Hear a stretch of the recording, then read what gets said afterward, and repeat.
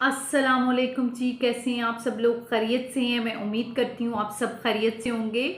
आज की जो टिप है वो स्पेशली है चिया सीड। चिया सीड असल में है क्या और इसको कैसे इस्तेमाल करना चाहिए और ये आपके लिए कैसे हेल्पफुल हो सकता है।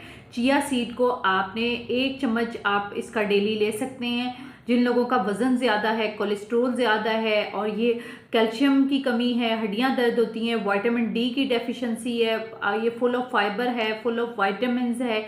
आप ये चिया सीड और तुहमे मलंगा अलग अलग चीज़ें हैं। आपने चिया सीड मंगवाने हैं। चिया सीड को आप 1 चम्मच को रात को पानी में भिगो दें मिट्टी के बर्तन में, और सुबह इसको आप दलिए में, खिचड़ी में, जो भी आप दही वगैरह लेते हैं सहरी में आप इस्तेमाल कर सकते हैं। तो ये आपको जो है फुलनेस का इमेज देगा, यानी आपके पेट खाली भी नहीं होगा और ये आपके लिए वज़न भी कंट्रोल कर देगा और आपके लिए बहुत हेल्पफुल होगा। आज के लिए इतना ही। जज़ाकल्लाह खैर।